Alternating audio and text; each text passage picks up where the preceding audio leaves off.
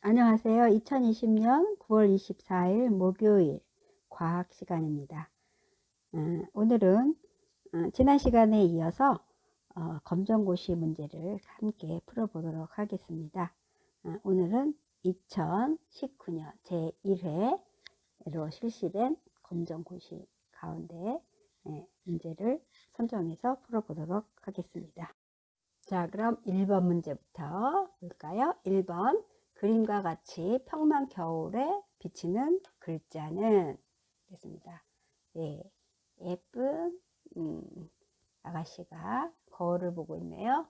근데 거울은 평면 거울이라고 합니다. 평면 거울이라는 것은 우리가 일상생활에서 사용하는 일반 거울로 생각하시면 되겠습니다.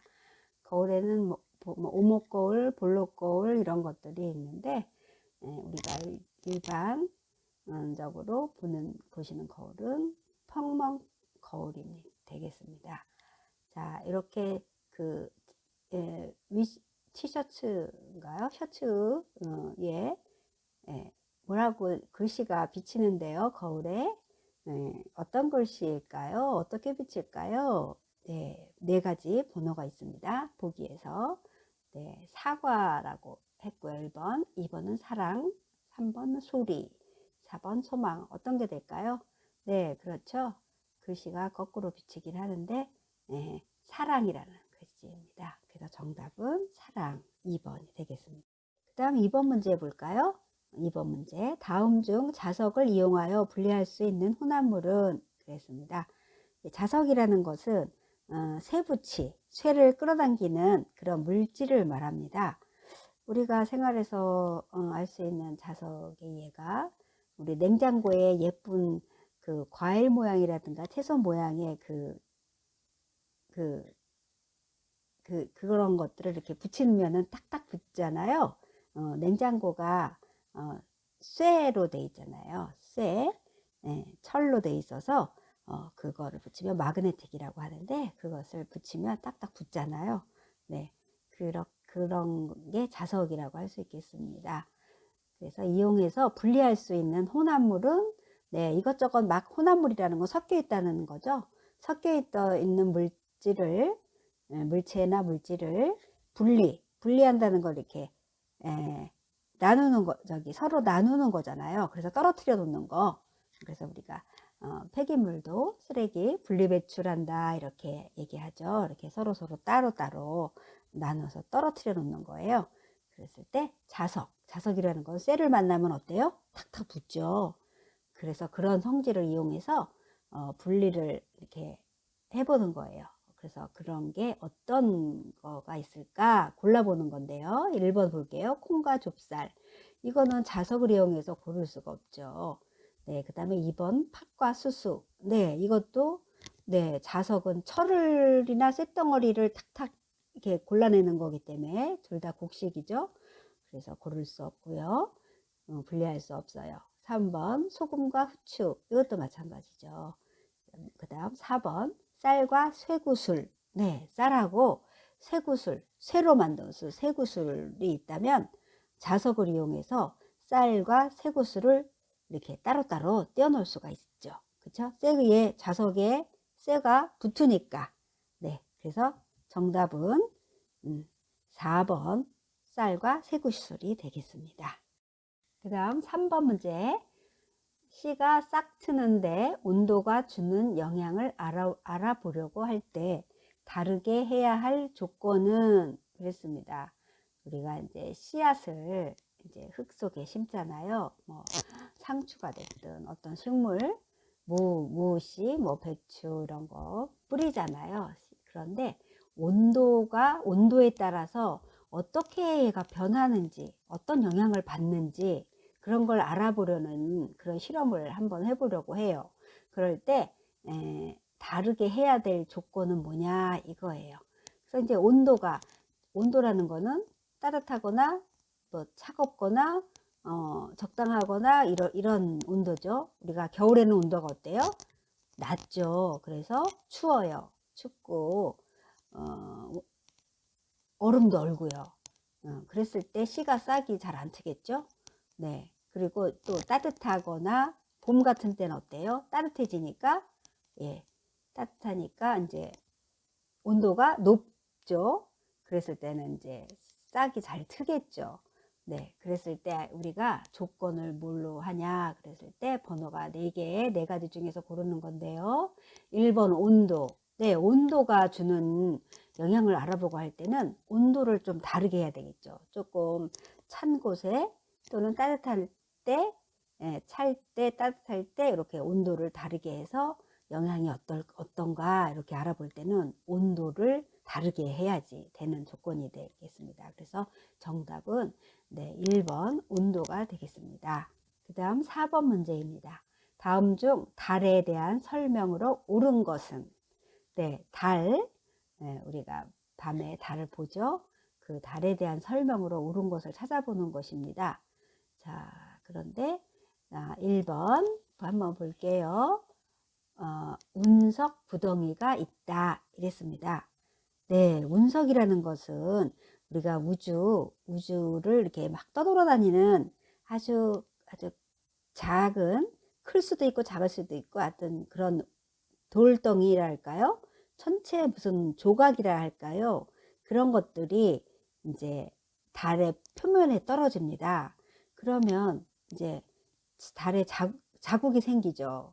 그런데 이제 그게 움푹움푹 패입니다. 이게 굉장히 운석들이 굉장히 딱딱하면서 굉장히 강해요. 그리고 이 속도가 있기 때문에 달 표면에 딱 떨어지면 엄청 충돌을 하면서 이렇게 움푹 패이게 됩니다. 그래서 구덩이가 생기게 되는데요. 그것을 우리가 운석 구덩이라고 이렇게 부릅니다. 그 달에는 운석 구덩이가 있다. 이런 이제 1번은 그거고요. 네, 이게 정답 같은데요. 네, 그 다음 나머지 2번도 볼게요. 2번 지구보다 물이 많다. 네, 달에는 지구보다 물이 많다고요? 그건 아니에요. 지구에 물이 많고요. 물이 없어요. 그래서 아주 물이 거의 없어요. 그리고 3번 볼게요. 지구보다 공기가 많다. 공기도 지구보다 없어요. 그래서 사람이 살 수가 없잖아요. 달나라 여행을 우리가 가고 달에 가서 조금 사람이 살 수 있나 많은 과학자들이 연구를 하고 달도 탐사를 가잖아요. 그랬을 때 가장 이제 애로사항이 이게 공기가 없어요. 공기가 없고 물이 없어요. 그래서 사람이 살 만한 곳이 못 돼요. 네, 그래서 2번, 3번 틀렸고요. 4번 다양한 생물이 발견되었다. 이건데 다양한 생물이 없어요. 물과 공기가 없으니까 물과 공기가 없으니까 다른 생물도 살 수가 없겠죠. 그래서 2번, 3번, 4번은 틀린 답이 되고요. 맞는 답은 1번 운석 구덩이가 있다. 이게 달에 대한 설명으로 맞는 답이 되겠습니다. 그 다음 5번 문제 볼게요. 5번 그림과 같은 실험의 결과를 설명한 것으로 옳은 것은 그랬습니다. 자, 우리가 여기 그림을 보니까 왼쪽에 차가운 물 이렇게 써 있죠? 네, 왼쪽에 병에는 차가운 물이 들었고요.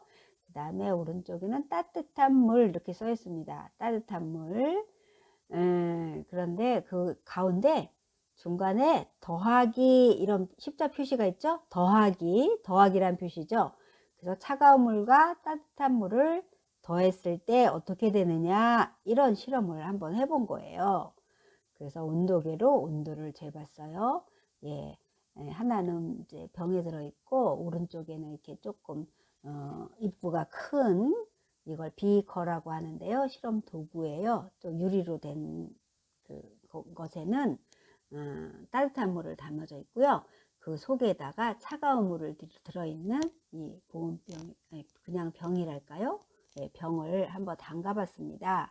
그랬더니 어떻게 될 것 같아요? 우리가 볼 때 우리가 이렇게 일상생활에서도 이런 경험을 많이는 하는데 중탕을 한다 그랬을 때 우리가 차가운 음료수 병이랄까요? 쌍화탕 뭐 이런 것들을 우리가 너무 차니까 따뜻하게 데워 먹을 때 이제 집에서 손쉽게 할 수 있는 게 중탕이잖아요. 그래서 뜨거운 물을 뜨거운 물이 있을 때 그 속에 쌍화탕 병을 딱 넣으면 어떻게 될까요? 네, 쌍화탕이 따뜻해지고 지겠죠. 반면에 거의 그 담겨져 있던 물은 조금 또 뜨거웠던 물이 따뜻했던 물이 조금 저기 온도가 더 내려가겠죠. 그래서 정답을 한번 찾아볼게요. 1번 따뜻한 물의 온도가 높아진다. 높아진다는 말은 더 뜨거워진다는 말이거든요. 근데 따뜻한 물의 온도가 높아질까요? 그렇지나 더 뜨거워지지는 않겠죠. 열을 가해야 뜨거워지는데 차가운 물을 오히려 담갔기 때문에 높아지는 것은 맞지 않아요. 다음 2번 차가운 물의 온도가 낮아진다 그랬습니다. 차가운 물이 따뜻한 물을 만났어요. 그랬는데 낮아진다는 것은 더욱 차가워진다는 말이기 때문에 이것도 맞지가 않죠. 그렇죠? 차가운 물의 온도가 더 차가워지지 않죠. 따뜻한 물을 만났는데 네, 그것도 맞지 않아요. 3번 두 가지 물의 온도가 비슷해진다. 네, 요게 맞아요. 왜냐하면 따뜻한 물에 차가운 물이 들은 병을 넣었을 때 서로가 따뜻한 물은 좀 식고 차가운 물은 조금 더 따뜻해지고 아까 쌍화탕 제가 예를 들어 드렸는데 그런 이제 현상이 생기는 거죠.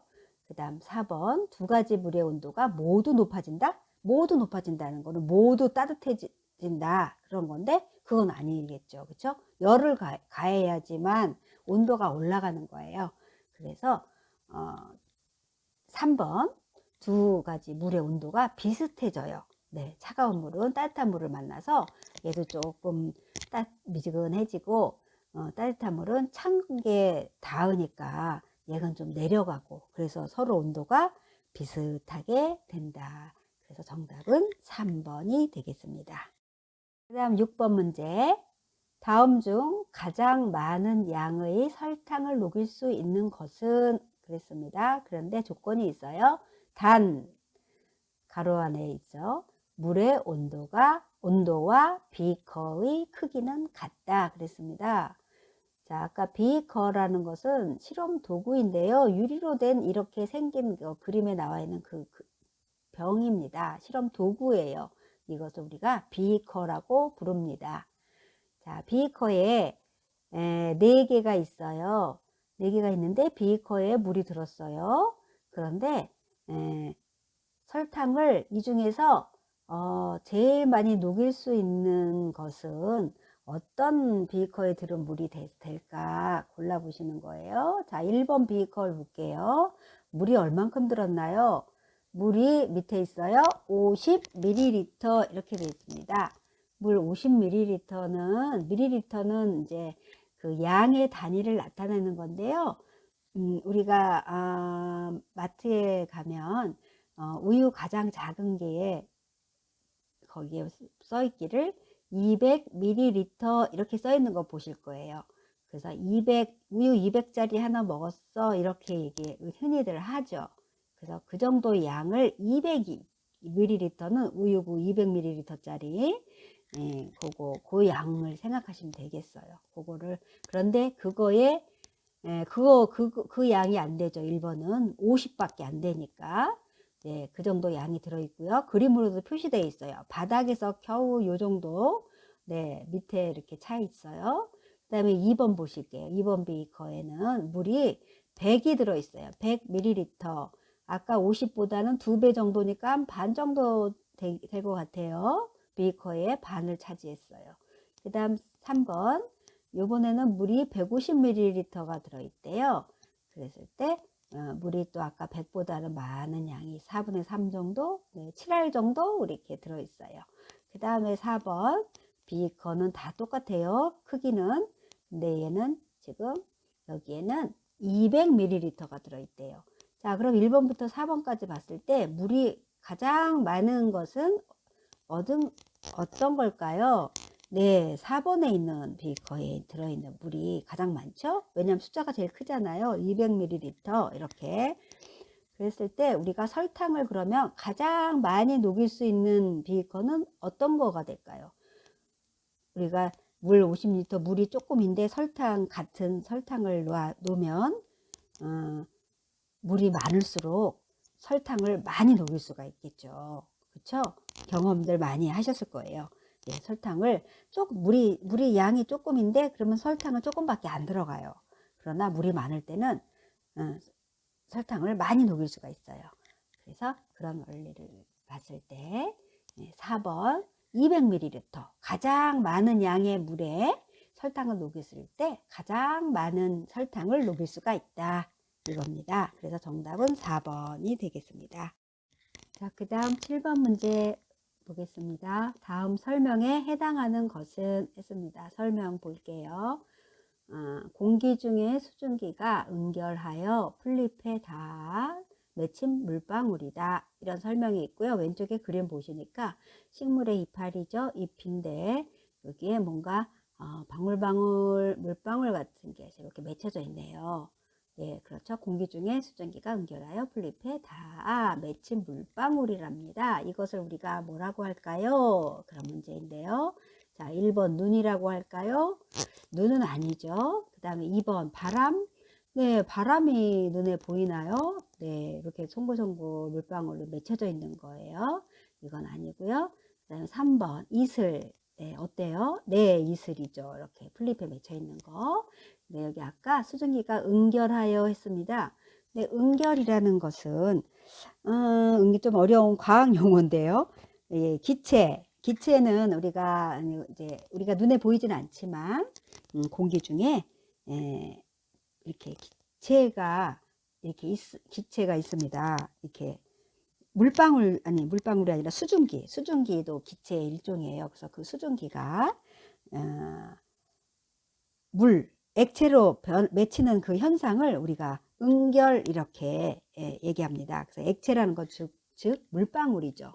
그러니까 기체인 수증기가 액체인 물방울로 이렇게 맺히는 현상, 이것을 응결이라고 합니다.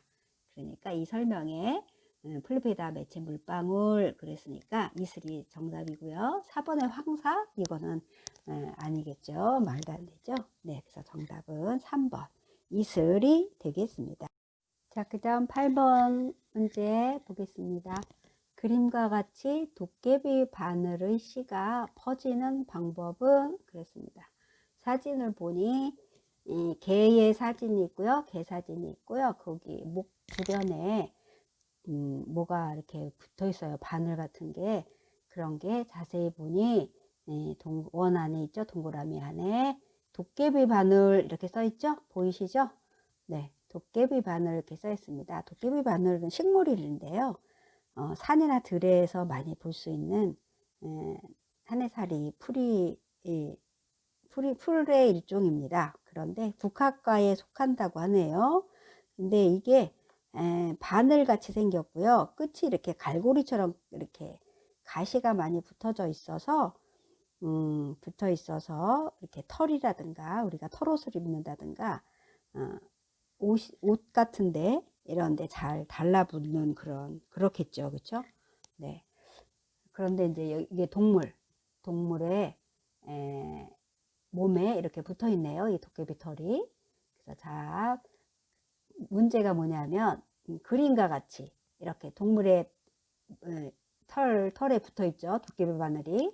씨가 퍼지는 방법은 이랬습니다. 이게 힌트예요. 바로 동물에 이렇게 씨가 붙어 있으니까 어떻게 퍼지나 우리가 식물의 씨가.